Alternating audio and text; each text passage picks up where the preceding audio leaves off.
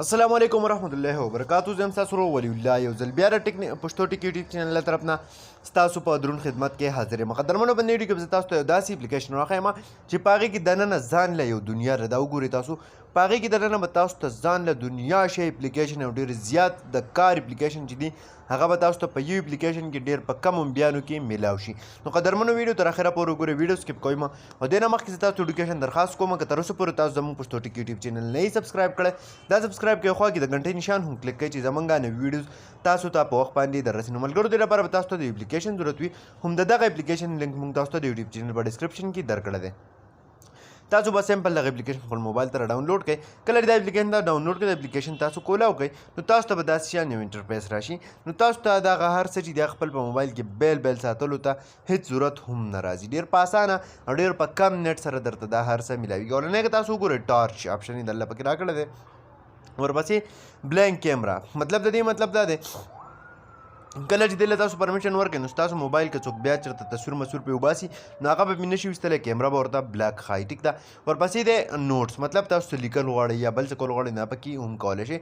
د ټولو نه ښه د کار اپلیکیشنان چې پکې دی هغه دی فایل ټرانسفر. مطلب تاسو سره په موبایل کې زاپیا نه وي یا بل څه نه وي نو تاسو سمپل له دې ځای نه یو بل سره څیزونه چې دي هغه ټرانسفر کولی شئ. ټیک ده. چې خو شرط به دا وي چې په بل اپلیکیشن په بل موبایل کې به هم دا اپلیکیشن انسټال وي.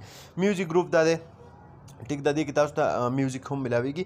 سی سی ټي وي کیمرا کوم آپشن لري تاسو راشئ نو دې کې تاسو خپل موبایل چې دی هغه ایز ا کیمرا استعمالولی شئ، سی سی ټي وي. ټیک ده.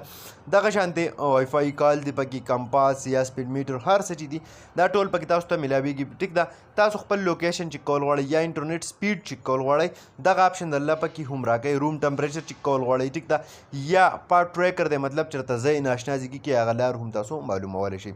دغه شانتې که تاسو راشئ نور پکې د کار څه کم دي هغې کې دی تاسو سره دلته کې ټیکسټ ریکګنیشن دی، صحیح ده، مطلب تاسو څه لیکلي وي هغه معلومول غواړئ. ټیک ده. ورپسې که راشئ نو هیلث یوټیلیټي کې تاسو له دلته هارټ ریټ هر څه چې دي دا پکې هم معلومولی شئ.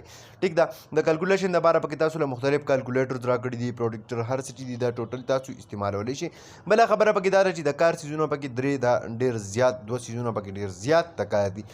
یو دی سکرین ریکارډر، مطلب که تاسو سره په موبایل کې سکرین ریکارډر نه وي نو هغې ته ضرورت نشته، په دې کې تاسو ته دغه تیار میلاویږي. ټیک ده. وایس ریکارډر پکې شته دی. ټیک ده. ټیکسټ ټو سپیچ دا پکې یو ډېر ښه فیچر ډېر ښه آپشن پکې دا دی چې ته په خپل موبایل ته خبره کې دا به هلته تا له ریکارډ کوي، یا سپیچ ټو ټیکسټ. ټیک ده. نو دا دواړه آپشنان پکې ډېر زیات د کار آپشنان دي. ایکسټرا ټولز کې که تاسو لاندې راشئ نو دلته کې تاسو ته ډیوایس انفارمیشن میلاویږي، والټ درته پکې میلاویږي، مارک کوډ درته پکې میلاویږي. ټیک ده.